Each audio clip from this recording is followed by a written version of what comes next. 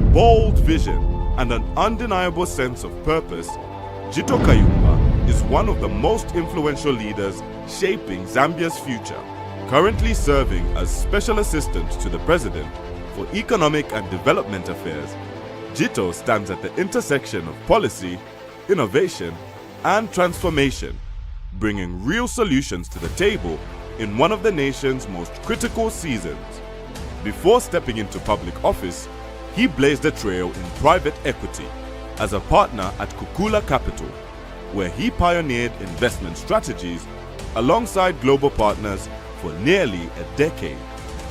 His career spans board memberships, venture growth, and high-level advisory roles in companies such as Zambia Breweries, Airtel Zambia, iSchool, and famous brands. Jito is a defiant voice for change in a generation that believes Africa must do more than survive. It must thrive. His TEDx talk, "Can a New Generation of Defiant Leaders Save Africa?" continues to echo across the continent and beyond. It's time for a shift in mindsets. It's time to rise with purpose and fully occupy your sphere of influence. It's time for a shift in mindsets. It's time to rise with purpose and fully occupy your sphere of influence. Ladies and gentlemen, let's welcome Jito Kayumba.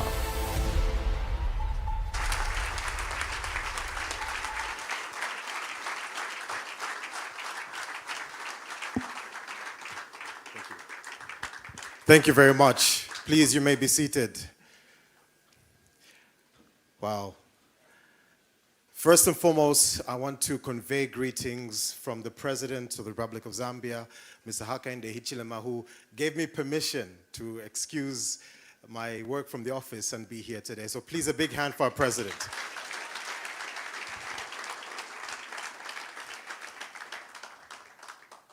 I must tell you, I was amazed. I was very nervous when I got that call from Bishop Musidi to essentially come and be part of Activate. I've heard of all the amazing speakers who've come. And even when I heard who was going to speak, I was even more amazed. And I've been enthralled by what I've learned today. In fact, I've done more learning than essentially what I'm about to share with you today, which I think is also important. Now, I have a couple of slides. I hope my friends in the control room will be able to follow with me if I'll be able to click. Let's test for a second. Okay, I'll click forward. I'll give them a second to prepare, to see what's up. Okay, I think this should be it. All right, let me see. Click forward. There we go. All right, it works. Good. Now, I want to tell you something. I want to begin by sharing a bit of a, how do I say, a personal truth. Something that's a bit of a confession. And that confession is about the fact that I don't feel that I belong here. That I don't feel that I'm deserving of the privilege to speak among the great speakers who've been here today and to really be in an environment of this setting. And I'll give you a bit more context on that. Now, through the journey of my life, everywhere I have gone, I've never felt like I belong. The time that, growing up, I used to be extremely shy. I used to feel extremely inadequate. I used to always feel like I didn't belong for reasons that I don't understand. The times that I've, of course, had incredible privileges to go to good schools. I studied abroad.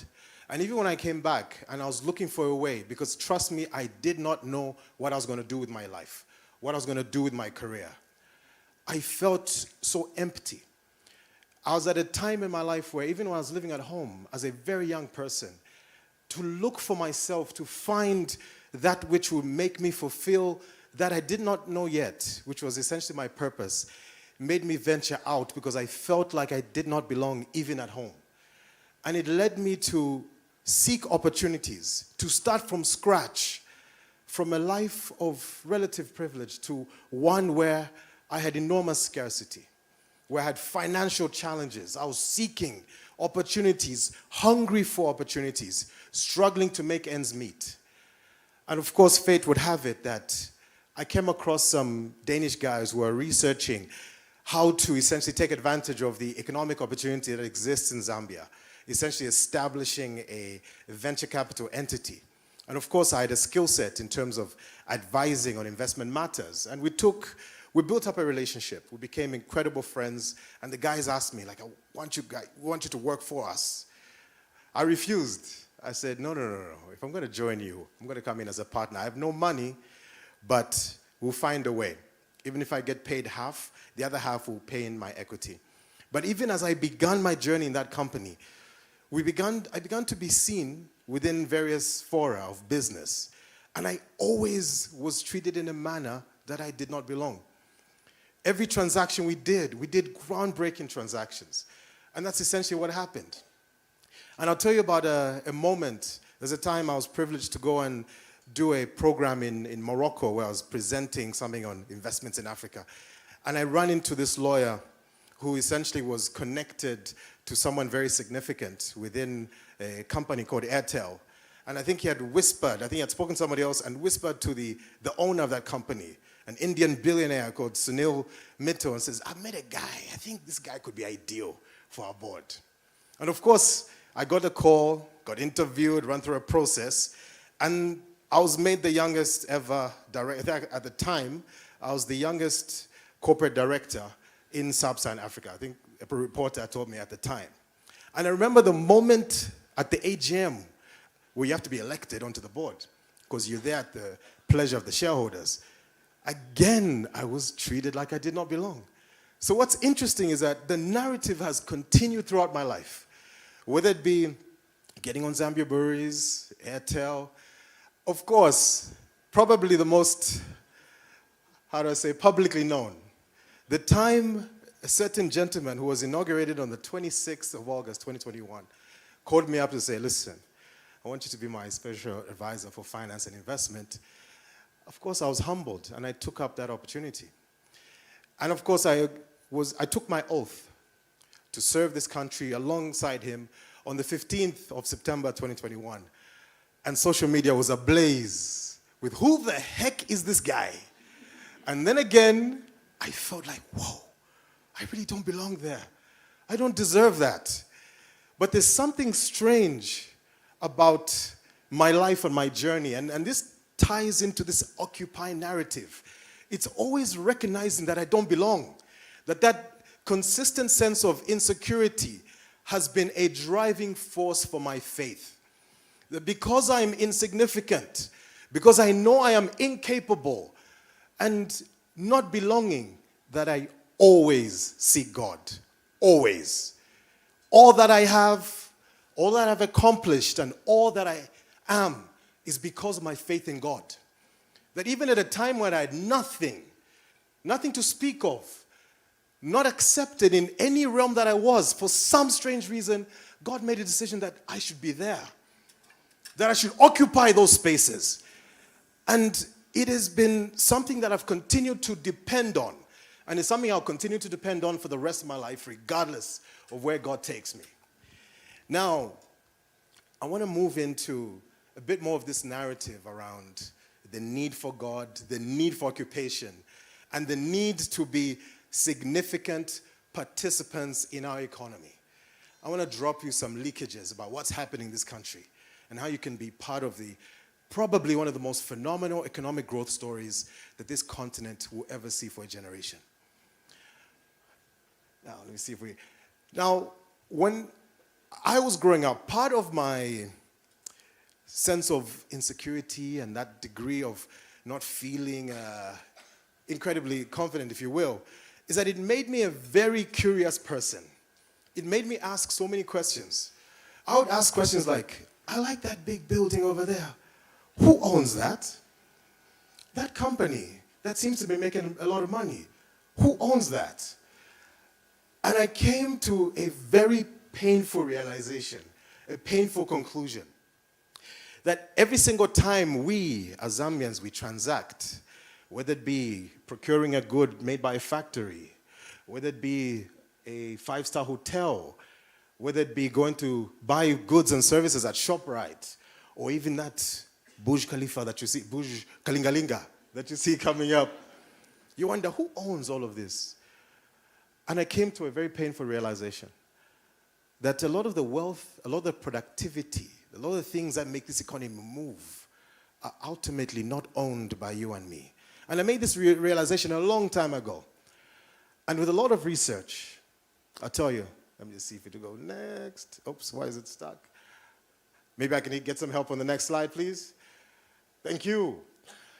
The realization is that 90% of formal businesses are foreign or non-indigenous Zambian owned. Now, this statement is not to trigger any form of dislike or resentment or xenophobia. Zambia is a country that for a long time has been home to many people. And we love that. We should cherish that. Our history really began with our post-liberation period from 64. We housed many people. The office I work out of, State House, is really an incredible museum of history of those who came and lived there. Chisano, guys like Thabo Mbeki would come through there. Jacob Zuma, all the people who were fighting for independence and liberation in their countries, from Mozambique to Zimbabwe to South Africa to Namibia. It's an incredible source of pride for me. So this is something that we should never misunderstand. The fact of the matter is, there's definitely something that's missing within our society that we need to work on, we need to fix. And it can only happen with us as a generation of people. That those who came before us have fought hard to liberate us from a social and political perspective, but we have to liberate ourselves economically. That there's a lot of cultures who dominate in business because within their culture, there's certain elements of excellence that enable them to succeed. There's certain practices around the accumulation of capital and the execution of it. And I'll tell you, the question I've always asked myself, even long before I went into venture capital, long before I went into government was, but why? Why this? And how can we occupy? And of course, the answer is simple. For many of you, you already know that one of the fundamental missing links is capital. And this is why part of my journey was to work within an environment where capital is raised and allocated for the execution of the development of a business, for the creation of value. Now, the question, of course, is how do we access it? Everyone wants to know that. Where does capital come from? Of course, the very basic narrative around capital that we must recognize is that capital follows opportunity. It obviously has to be bankable. Essentially, you have to show that you can create value. You can create that sort of return effect that the great previous speaker has spoken about. And of course, it has to be secure because no investor wants to lose their money. And of course, it looks for growth. You have to be able to illustrate that. And I'll touch a little bit more about capital. Capital, the first and most basic source of capital is savings. Whenever funds are saved, whether it be in the bank, whether it be accumulations in pension funds, or in asset management entities, or within a high net worth situation, a high net worth individual, that is where most of capital is sourced. And a lot of the biggest businesses you see are a result of individuals pulling capital together, finding opportunity and executing on that. And you hardly have any government involvement. And that's one of the fundamental pieces I need to share with you, is that many people expect that capital is a thing for primarily government to fix, when that has not been the case with many countries around the world where capital is mobilized. So whenever you see a big foreign direct investment into Zambia, you find that the sources of capital behind that investment have nothing to do with a government foreign. Of course, in some instances, China, which is strong on government, but you find that a significant number of investments are actually pulled by individuals like you and I. And one thing that I always like to share with people in communities when I interact is that we are so good at raising money for funerals, mateveto, fundraising for all sorts of family-related matters, and that's a good thing. But how come we never apply the same essence to business? You could raise so much money. If you take into account how much money is raised for these other ventures, weddings and the like, where consumption is at the core, we succeed in that. But why don't we do that from a business standpoint? Because communities around this country are doing it. For example, some Muslim friends of mine who essentially, by virtue of their religion, they are barred from borrowing from the bank because of the interest rate is a sin within their religion. So they pool resources amongst each other. Not from the government, not from a financial institution, but from each other. And this is something we need to begin to do as Zambians. Now, when you're sourcing capital, I need to be practical about this, is that number one, you have to be clear. If there's one thing that capital and money loves, it's clarity. Knowing where it's going and where it will be at home. And you have to dwell about these 7 points. And by the way, I'm very consistent with my message. I've been saying this stuff for years. And that has never changed. And I actually have more conviction in that today than ever before because of what I see in government. I have view of the entire economy. I know what's going on. It's part of my job. So number one, ensure that you have a relevant product or service. Is what you're doing, is the value you're creating relevant for people in the community that you're serving? Beyond a relevant product, which obviously addresses a problem, you absolutely have to know who you're targeting. You can have a great product, but if your market is not aligned with your product, it will fail. We can all agree that a Mercedes, maybe not Mercedes, maybe not a great example in this case, but we know that a Rolls Royce is a fantastic product. But if you decide to go set up a Rolls Royce dealership in Mansa, do you think you're going to be successful? Probably not. The market does not have the depth and the capacity monetarily to acquire that high-value product. And no disrespect to my brothers and sisters from there. Same is true for many towns, including Lusaka. I don't think it can succeed. It's a great product, but wrong market. So understand your consumer, their needs, their capacity, and the like, and fulfill it. You have to be viable. Viability is a simple formula. It's, will this business, will the costs be less than your revenue? Simple. Because at the end of the day, you need to show that you can create surplus. You can have a positive cash flow. You can create a situation where you've got a compounding effect, as the previous speaker talked about. And this is something that we in the venture capital space love, to invest in things that will create so much value. For every dollar we put in, we want 5, 10 back. So you have to illustrate that and be clear about it. Of course, you have to have a strategic advantage. And that strategic advantage is associated with differentiation. Is how different are you? Because how many people are selling milli-meal? How many people are selling shoes? But what makes you different? What makes your product special? And this is something that you have to be able to articulate in a simple and clear way. Beyond viability is the issue of competence of execution. Many of us like to do business where we go at it alone, where we have a situation where we believe that, I've set up this company, it's all mine. But typically, where the most value is created is where you have a team, where you've got partners. So we have to be better at identifying which sort of skills do we need on board? Who do we hire? Who do we have as shareholders in order to execute, to create that value? So if you're going to produce shoes, you know specifically the quantity, you know the costing, you're able to show that the quality of it is beyond the capacity and competence of your competitors. And that essentially will show an investor that this is somebody worth investing in. Of course, even before you have the money, show that you've got traction. Many people I meet, many people I engage in communities often say, I only start when I have capital. No, but before you start to move, there's capital here. The concept is here. So you need to start to ideate, start to engage, borrow. When I say borrow, not to say borrow money. I'll give an example of somebody who did something quite phenomenal, a friend of mine many years ago, where he borrowed a truck from an uncle, a truck and trailer, and found an opportunity where in Botswana, they take a lot of maize bran, and Botswana produces a lot of salt.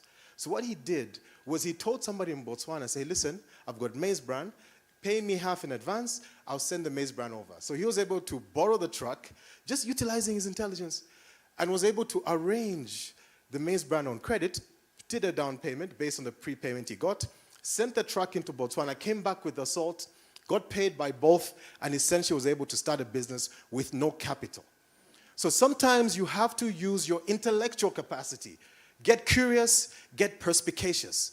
Get to understand what is needed in my community. And this is ultimately what will get your traction going to a point where an investor says, yes, now that guy deserves 50 trucks. Because with almost nothing, he got started. There's different ways depending on the businesses that you're looking to do. The last And not least, the seventh point is the capital need. If there's one thing that is a source of irritation for me personally, is when people say, I need capital, and then they keep quiet. Beyonce, no. You need to be clear with the number. And do not be afraid of the number. I heard the previous speaker say $80 million. Your farming venture, isn't it? Those are the numbers I want to hear. If that is the value of your venture, come and say it. I need $88 million for this venture to take off. And come through with that confidence like you deserve it, like you're worthy of it. And that's what money likes. It's attracted to that sort of character. That sense of ownership of what essentially needs to be attracted. So you never ever want to stumble or fumble on your capital need. You have to declare it. And that's something that we have to take very seriously into consideration. And I'll give you a couple of examples, a couple of stories of my own experience in seeing how people use their intellectual capacity to not only raise capital, but to do some pretty groundbreaking projects. And I'll tell you about one that's quite personal to me. It's about an entity. Maybe next slide. I don't know, this one's clicking. It's about an entity called Foxdale Court. Now, this really started out as some form of a dream. It obviously, like everything great in life, it doesn't exist. It's in your head. So, a friend of mine was dating a young lady. They're now married. Now, this young lady, their family owned a piece of land called Lesoleo, somewhere near Ngombe in Roma. Now, that area, by the way, the main road stopped somewhere near the church. Beyond that, there was no road. And they had a little cottage there. And this is a friend of mine who we obviously built Kukula Capital together. And we used to talk about different opportunities. And of course, he would talk to his girlfriend at the time saying, why don't you, let's make a plan. We could do something in this land. I've been doing research. I was over at the council. And I have data from RDA that there will be a road. It will go all the way up to Ngwere. It will pass here. And then he would talk to me about traffic count to say, this area has so many people here in Ngombe, so many people down the road, there's farms. When that road is done, it will have so much of a traffic count that there'll be enough reason to set up a commercial real estate venture. Of course, through ideation and with a lot of help from expertise, those who understand sustainability, those who do architecture, they did a design. It was on paper for many years.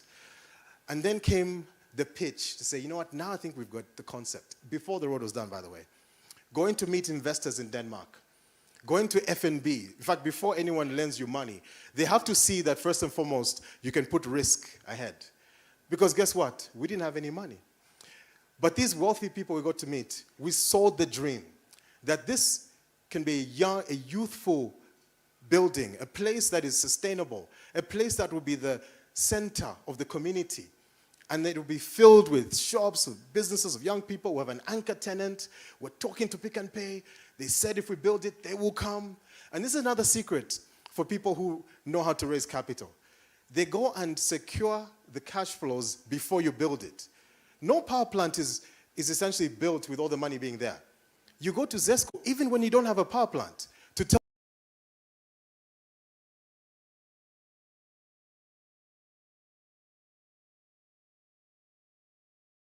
exactly what was done.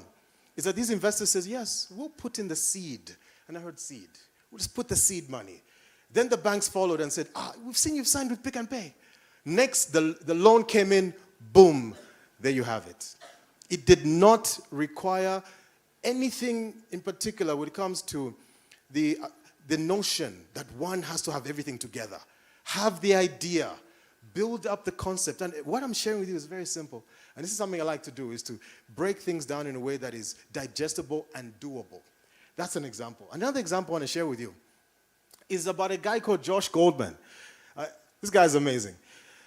One of my very first meetings, the day I came into the office that I currently occupy, I essentially, it was interesting.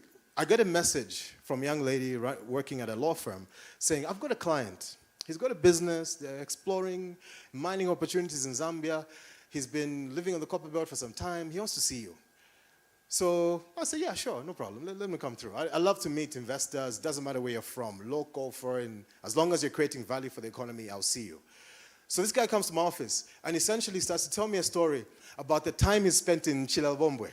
He's an American dude. He's a complete, I say this with due respect, he's super intelligent. He's a complete nerd. He's a Harvard PhD. He's a guy who's more specialized in technology. He's more of a scientist. Now, the interesting thing is he tells me, look, I'm so excited about Zambia. This change that has come makes us so confident about the future of your country.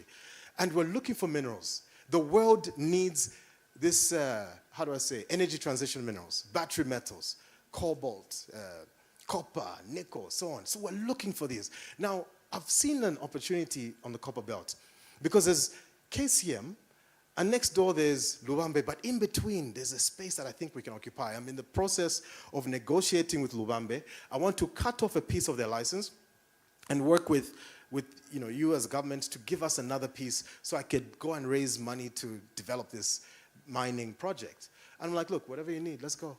And we, of course, announced the first government official that he had engaged with. The guy goes back. A few months later, he calls me. We're just about to go for the UN General Assembly in New York. And he calls me and says, hey, listen, my general counsel wants to meet you. So we meet at a coffee shop, and he starts to draw on paper the people he's talking to.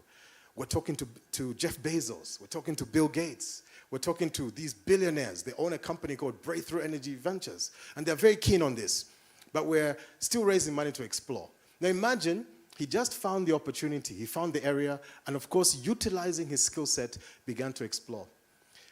Months later, he calls me and says, we have locked in the investors, and we've started drilling. So you see those drill rigs there. I've been to that site many times. And then a few months later, I remember it was December 2022, I think, the guys announced that not only had they spent $150 million of Bezos and them's money, but they had discovered the largest copper deposit in Africa. And that is really how the Mingomba project is moving towards actualization, because now they're sinking a shaft. It will be producing more copper than any company in Zambia, and it will be the largest copper mine. And he did not have everything together. It tells you something. Now, we have to understand the strategic sectors of our country in order for you to know what government wants done, and in order to know where you feel you should be positioned. Of course, there's many more that's out there that many of you are interested in. You don't have to follow what I'm saying, but this is really where we prioritize our efforts. I could tell you about the fact that we have an interest in mining. Mining has really built this country from time immemorial. Mining is a 100-year-old industry in Zambia. Before Zambia was a republic, ultimately, many of the mines you see today were developed. Luanshya started in around 1930, and many others. And these mines essentially have been ultimately what anchored this country.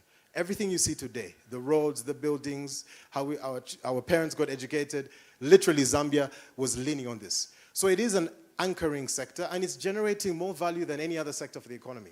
40% of revenues. Of course, we can send our children to school for free because of that. It obviously drives 75% of our export earnings. So that tells you that it's key.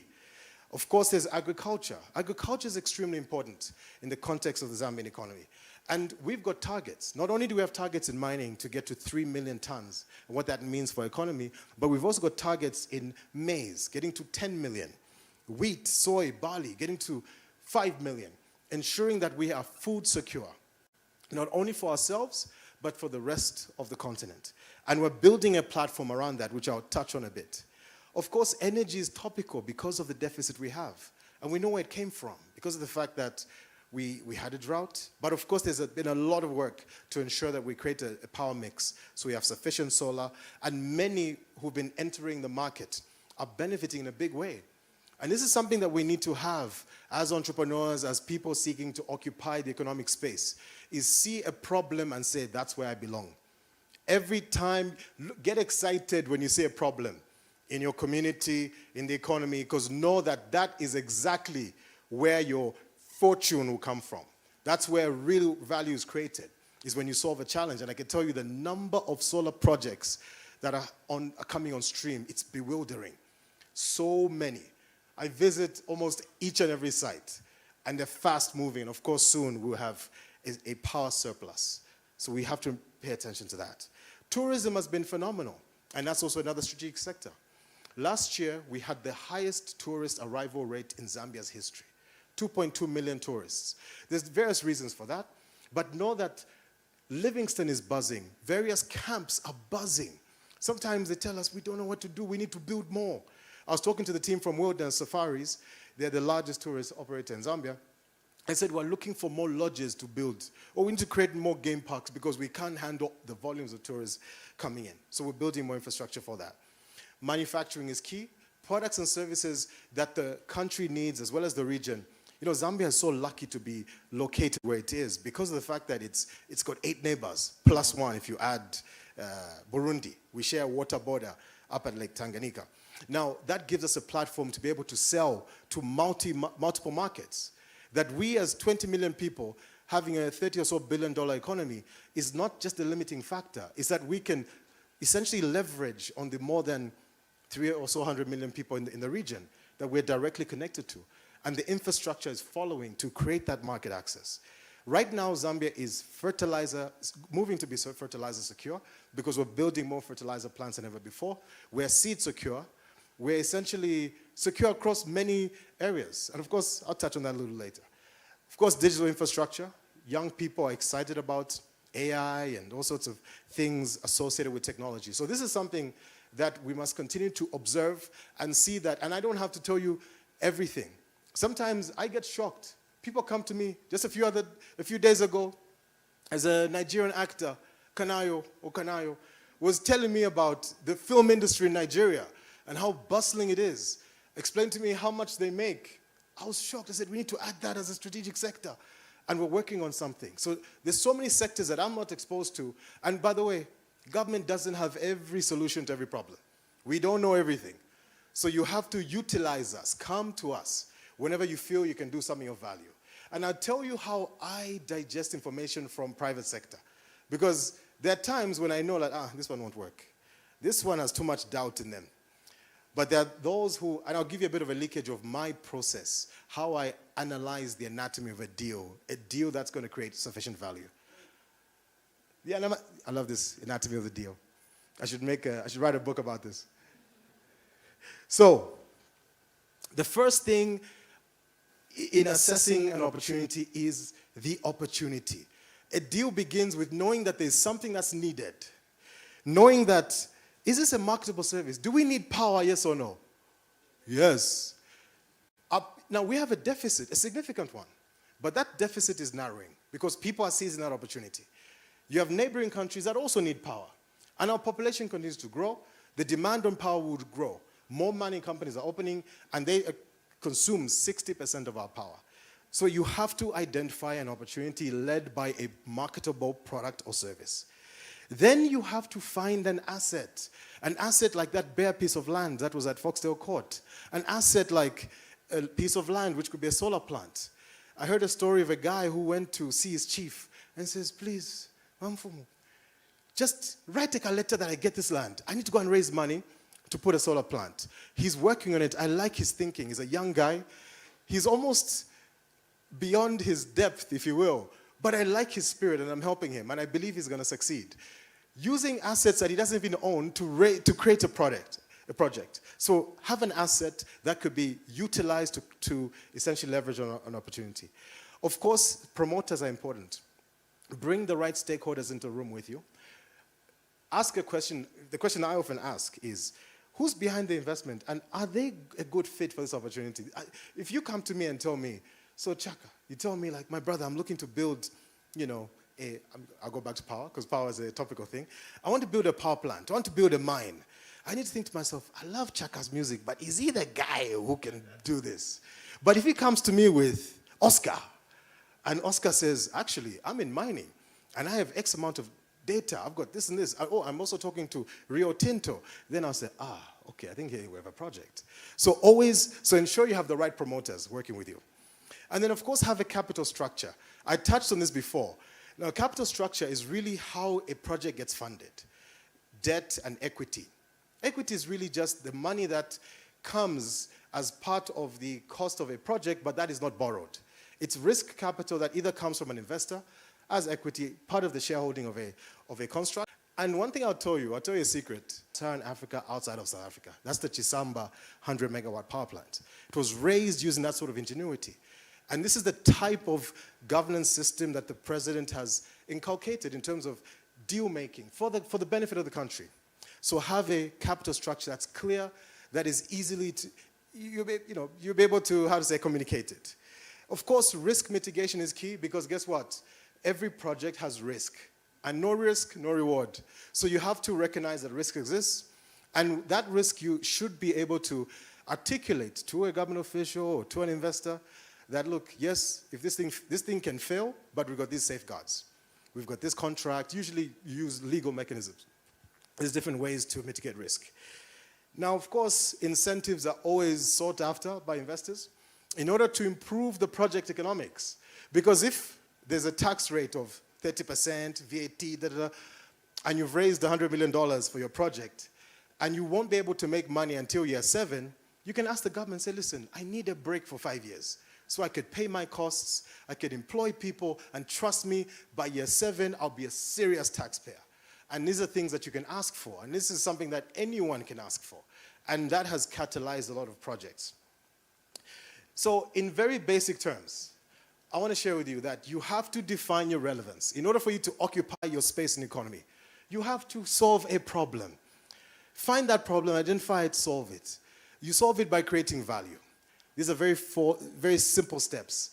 You have to develop competence. Because guess what? Not all of us are born with knowledge. You have to understand, like I like what was being shared. I didn't know that you could, just by virtue of the diet of a goat, it can either produce triplets or twins or one. So this is knowledge. That comes from competence, and that's what will set you apart. And of course, you have to scale. That essentially means when you start something, it should be able to grow. And the more scalable a business is, the more money, the more returns it can make for yourselves as well as your investors. Now, I want to share with you a little bit about Bali, my boss. Some of you know him as that, right? I hope I won't be in trouble for saying this. So he's got 4 investment elements, and this is a song we sing in the office, that whenever we're engaging anyone seeking an opportunity in Zambia, always follow these 4 principles. The first principle is obviously capital. We talked about capital. Do they have capital? What is their capital structure? Tick. Kwenyu. Number 2, is there a joint venture? Is Oscar a partner in that business? Because we need Zambians in there. Because that's how skills are transferred. This is how we get more local participation. We drive that. Every negotiation involves us seeking ways in which we can enhance our shareholding. Kwenyu. Number 3, technology. Josh, who I was telling you about from Cobalt Metals, he's a scientist, I told you. He's not really a mining person, but he was first to bring artificial intelligence in mining exploration. It blew our minds. But he was able to ascertain the volumes of copper in their ore body because of taking geological data, mixing it with data science, and spewing out information that tells you with certainty that this is how the ore body looks like. And that technology is something we love. And this is something that we drive in every negotiations. The 4th is very important, and that's value addition. It's not enough to extract copper or to grow maize. We have to take it to a point where we can extract the most value from it. It enables us to create more wealth for the country, create more economic value that ultimately improves the lives of our people. So these are the 4 key points that we live by. And I'll tell you a little bit more about what's happening in this country. And that is, I was with Honorable Muzokotwane, the Minister of Finance. The President had sent us over to Rome to meet with the EU Commission President as well as the Italian Prime Minister. The discussion was this: the Loito Corridor. At the heart of Zambia, in the mining district of Chilabombwe, a rail line will be built all the way to Jimbe, getting to Luakano, then all the way to Lobito Bay. It will be the first time that we'll have a rail link to the Atlantic Ocean. What that means for us is incredible. The numbers were staggering. The EU have put aside $1.2 billion, not only to do this project, but to support all the infrastructure in this area. Now I'm giving you a bit more of an investment leakage. Anyone who's going to invest in Chilabombwe along this route will find opportunity. The Italians want coffee. They want volumes. They're willing to prepay. You could be a coffee farmer and you don't have any money, but you say, listen, I've got the land, I've got the coffee, I've got the seeds. Pay me in advance, and everything I grow comes to you through the Loito Corridor. This is how you seize opportunity. These are the type of leakages I try to share every day. And I tell you, these are the things that, sadly, like that early slide I showed you, that talks about 90% of the economy, how it's held, is that you and I are not having these conversations. And it's not just about me as a government official, it's about all of us as a community, asking certain questions. And I'll tell you a little bit about various experiences I've personally had with regards to how I see different communities finding opportunities. I'll tell you about a very interesting day. It's a true story. This might trigger some. My apologies in advance. I love being in the community on a regular basis. I go to the compounds, I go to the markets. It's just a passion. I don't know what was planted in me, but I do. Now the point is, sometimes when I have conversations with people in the community, they'll share a few anecdotes about life, about their outlook. And I remember one specific day, it was a Saturday, I'll never forget this, where the people in the community, a bunch of guys, were sitting at the corner of the market, just telling me about how terrible things are. And I'm not trying to say that what they're saying wasn't true, but there's a point I need to drive at. They were telling me about how difficult life is, how there's no opportunity. And I was trying to tell them the opposite, but I was outdone, I was outnumbered by the number of people who were telling me that nothing is possible, nothing will work. And I walked away from that situation feeling so drained.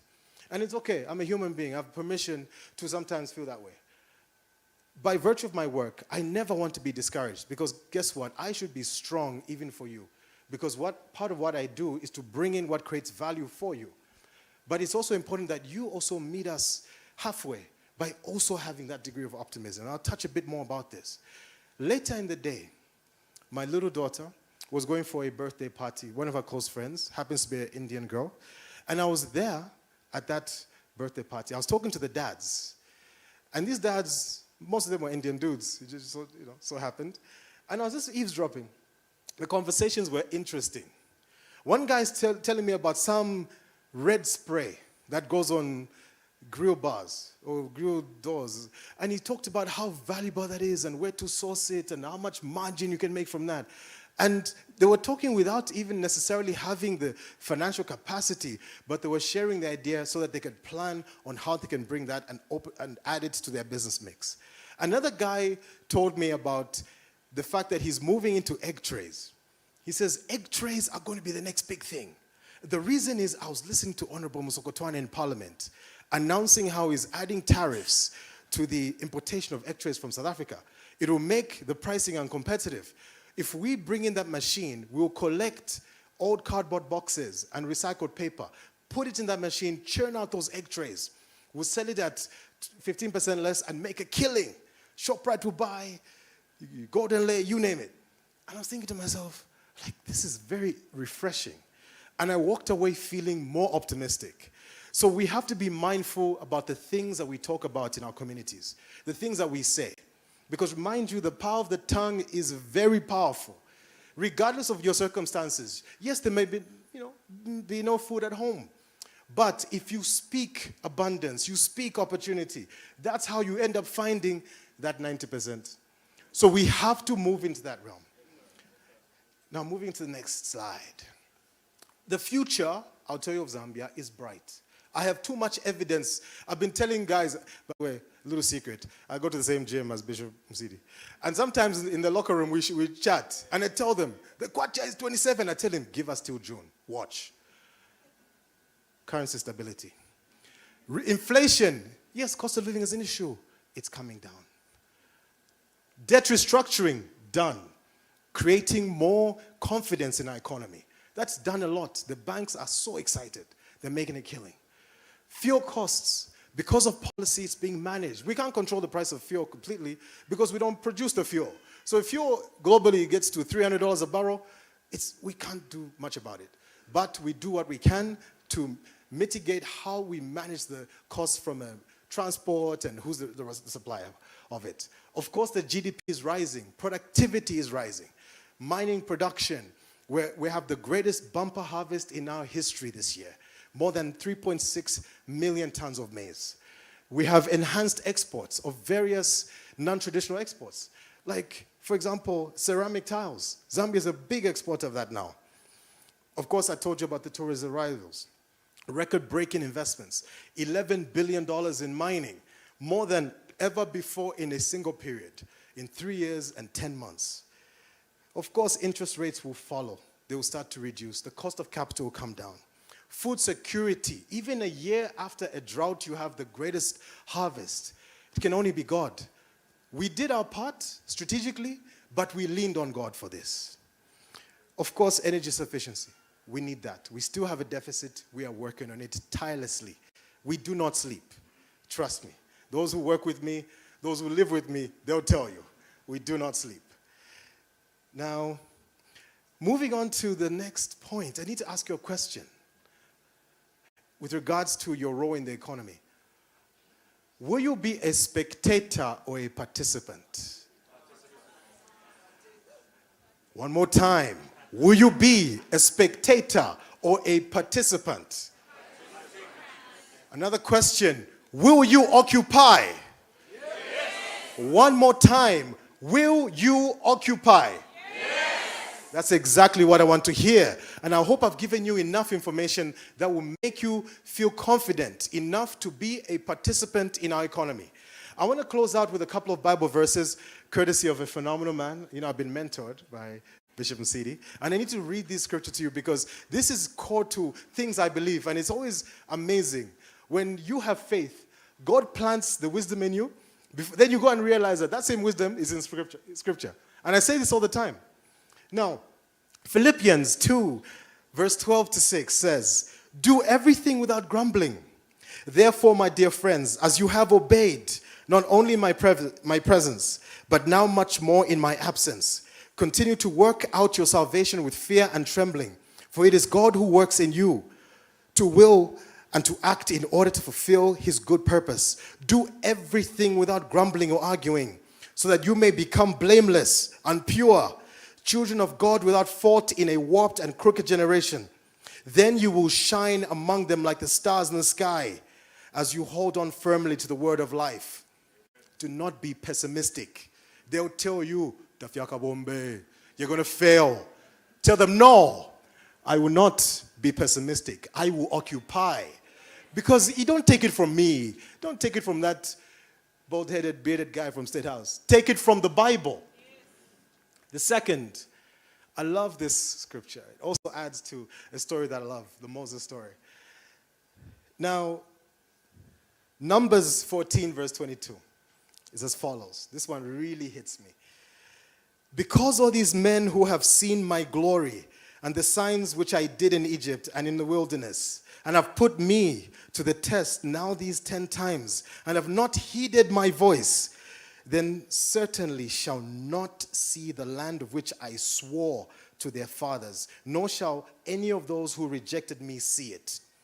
That tells you what pessimism does. It curses you. This economy will not grow. Oh, things are bad. Oh. It sounds it's cathartic. I can tell you, when I'm with people and I joke, sometimes I'll go to people and say, yeah, I think enough of it. And everyone goes, yes, yes, yes. It's like a big prayer, right? But the moment you say, no, things will work out, they even look at you as if you're crazy. But look at what the Bible says. It was promised. And we put our faith, I can tell you one thing. If there's something that's consistent with the way we work in our office, we work hard, undoubtedly. But we put so much faith in God. So much. Where we say, we do not have rain, we go and pray. Yes, we do everything we can to use technology and policy, putting infrastructure and the like. But faith really gets us through. That we refuse to be pessimistic. We refuse to believe that we will not build a phenomenal country.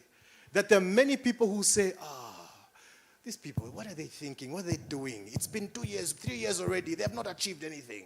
I said, are you sure? Have you seen the Kwenyu? The fact is, it's infectious. He does that to us. That if you look at the story, when Moses was taking the people out of Egypt to the promised land, of course, there was an incredible feat that took place. The Red Sea was split, It was already, if I was there, I'd be like, my God, okay, there's a God for real. That there's no, even, yeah, you're in the wilderness and you're doubting. I'll know, like, what I've just seen is evidence we're getting there. We managed to restructure a very difficult debt. In our view, that's our little analogy for the Red Sea. And we've passed, we're still in the wilderness. But I can tell you, mark my words, that the prosperity that we are going to endure as a country is one that you have to choose to either watch or to be a part of it. It will happen with or without you. A foreigner is going to eat your lunch if you're not going to come forward and work towards it. I've given you the leakage. It might be defined by what you decide to do today. You have to think about that. And I want to tell you a bit about purpose.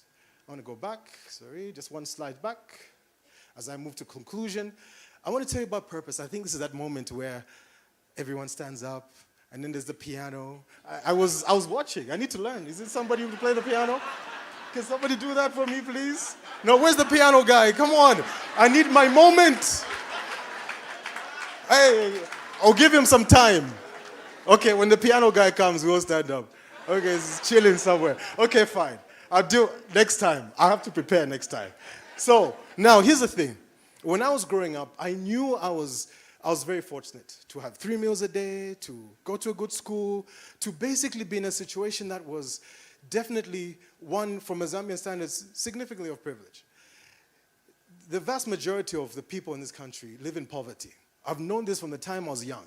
From the time I'd look out the car window and see kids, like the kids you're seeing right there, looking like they're in distress, hungry, living in a very difficult situation that I can't even imagine for myself. And I used to feel so guilty.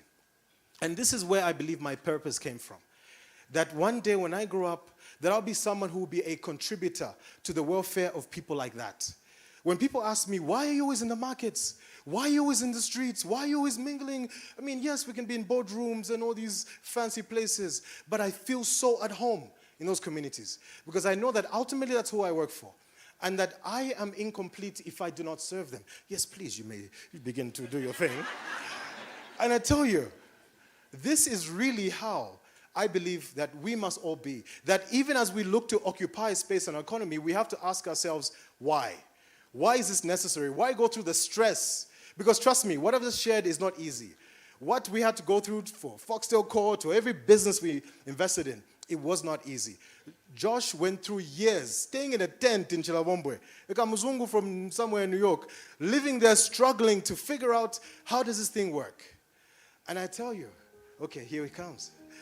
But I think, anyway, it's okay. I'll move over to the close. So this is why we must be attached to our purpose. And our purpose should anchor us, our why. The thing that makes us feel most uncomfortable is the source of our purpose. And that purpose is what will make you occupy. When I told you earlier that I've never belonged, I'm okay with that. Because the way I pay attention to God is that He takes me to places that I don't belong, but I know that He did it, so therefore I do. And I'll tell you that all of us in this room, you look at me not as somebody who's extraordinary. Don't look at me as somebody who's accomplished so much and blah, blah, blah. Look at me as somebody who's as basic as can be. A simple guy. That you can outdo me tenfold. That what differentiates me is I don't have any pessimism. That I'm almost delusional with my optimism. But that same delusion has created value. Value that has caught the attention of the head of state that enabled me to work with him to deliver, to work together to deliver the greatest economic turnaround in Zambia's history. And you will see it. You'll be there. God willing, you'll be there to see it, but also to participate in it. Thank you. So let us all please rise up because I'm wrapping up. Woo! You see now? I get inspired. You see, in life, you have to be perspicacious. Pay attention to what others are doing. And then you say, I can also do that. So let's have vision. Let's all be visionary. Separate yourself from mere dreamers. I'm a big dreamer, but you need to know that dreams need to be actualized. You dream, you plan, you execute. We must act boldly, like God created us. Imagine believing that God created you. And knowing that the incredible nature that we are, the competence, the skill set, the pure excellence should always be oozing. Whether you walk into that boardroom, whether you're going to see that banker, they must feel it. There's something special about this. lady or this guy. In addition to acting boldly, we have to learn how to energize and empower others. That we can't go at it alone. That we must pull each other up together. I personally have done it with so many people around me. And we must all look to our neighbors and say, let's work together and make Zambia great. Now, let's build effective teams. Oops, sorry, I need to move back. One more step back. This was meant to be my closing. Let's tap into the power of networks. We've got a thing in Zambia where people say, that one's successful because of connections. Nothing wrong with connections. Me, I'm about to be connected to this gentleman here, and him, and all the people here. These are phenomenal people. I tap into connections because guess what? It enables you to create value. So don't be shy about it. Leverage on it. And create positive impact. Because all of that makes you a visionary. And together, we as Africans, the whole motto of Ubuntu, coming together to do better for our people. Because we're unique in the global scheme of things. As Africans, we may be the poorest people on earth, but we're the most loving, we're the most caring for. This is why our elderly don't have to go to homes and things like that. We take care of them, we take care of each other. So let's create wealth together. Let's occupy, let's be bold, and let's make this country great together. I thank you.